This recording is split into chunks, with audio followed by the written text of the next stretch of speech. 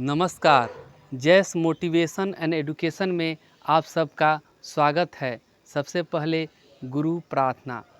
गुरुर् ब्रह्मा गुरुर्विष्णुः गुरुरेव महेश्वरः गुरुरेव साक्षात् परब्रह्म तस्मै श्री गुरवे नमः। अखंडमंडलाकारं व्याप्तं येन चराचरं तत्पदं दर्शितं येन तस्मै श्री गुरवे नमः।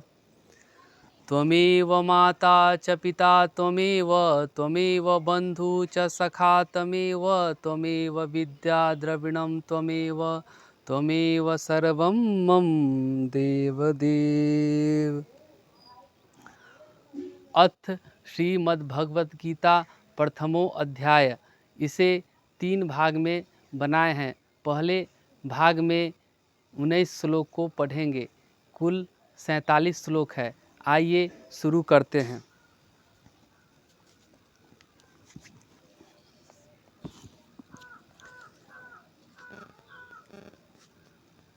धृतराष्ट्र उवाच धर्मक्षेत्रे कुरुक्षेत्रे समवेतायुत्सवः मामकाः पाण्डवाश्चैव किं कुर्वत संजय उवाच दृष्ट्वा तु पाण्डवानीकं व्यूढं दुर्योधनस्तदा आचार्यमुपसंगम्य राजा वचनं ब्रवीत् पश्यतां पाण्डुपुत्राणामाचार्य महतीं च मुं व्यूढां द्रुपदपुत्रेण तव शिष्येण धीमता अत्र शूरा महेश्वासा भीमार्जुन समायुधि युधानो विराटश्च द्रुपदश्च महारथः धृष्टकेतुश्चैकीतानः काशीराजश्च वीर्यवान् पुरुजितकुन्तिभोजश्च शैब्यश्च नरपुङ्गवः युधामनिश्च विक्रान्त उत्तमौजाश्च वीर्यवान् सौभद्रो द्रौपद्याश्च सर्व एव महारथाः अस्माकं तु विशिष्टा एतानि बोध द्विजोत्तम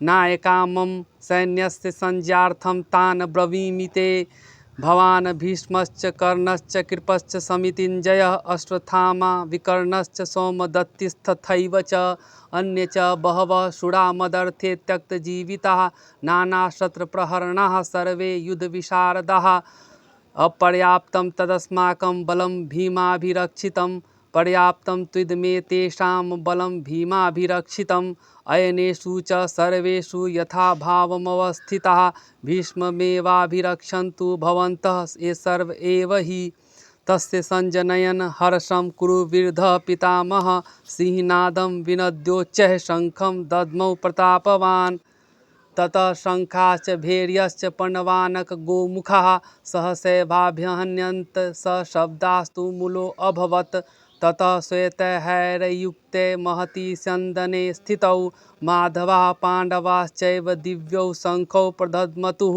पाञ्चजन्यं हृषिकेशो देवदत्तं धनञ्जयः पौण्ड्रं दद्मौ महाशङ्खं भीमकर्मा विरकोदरः अनन्तविजयं राजा कुन्तीपुत्रो युधिष्ठिरः नकुलः सहदेवश्च सुघोषमणिपुष्पकौ काश्यश्च परमेश्वासः शिखण्डी च महारथः धृष्टद्युम्नौ विराटश्च सात्किश्चापराजितः द्रुपदो द्रौपद्याश्च सर्वशः पृथिवीपते सौभद्रश्च महाबाहु शङ्खादद्मुः पृथक् पृथक् सह घोषो धार्तराष्ट्राणां विद्याहृदानि विद्यादरात् नभश्च पृथ्वीं चैव तुमुलो व्यनुनादयन्।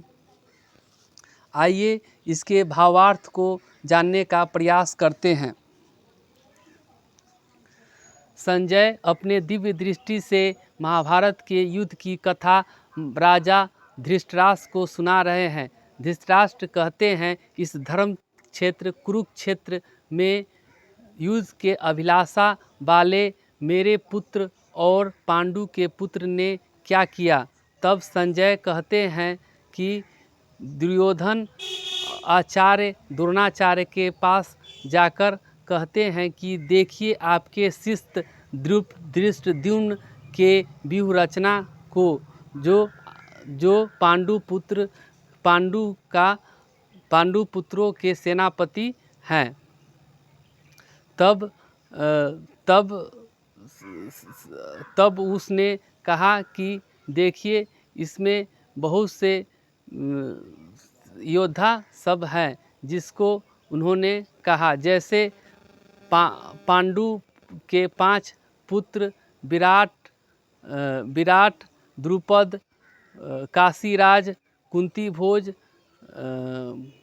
ऐसे, और द्रौपदी के 5 पुत्र अभिमन्यु आदि सभी के बारे में कहा। उसके बाद दुर्योधन ने कहा कि अपनी ओर से जो सेना प्रमुख है उसे भी सुनिए। जैसे आप द्रोणाचार्य, भीष्म पितामह, आचार्य, कर्ण, विकर्ण आदि, अस्थामा आदि हम में है। जो भीष्म पितामह द्वारा रक्षित सेना अजय है और भीम के रक्षित सेना को हम लोग जीतने में क्या है, सुगम है, आसान है।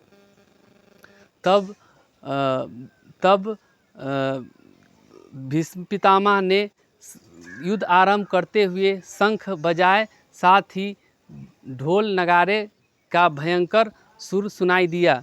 उसके बाद सभी ने अपने अपने शंख बजाए। जवाब में सफ़ेद घोड़ा पर सवार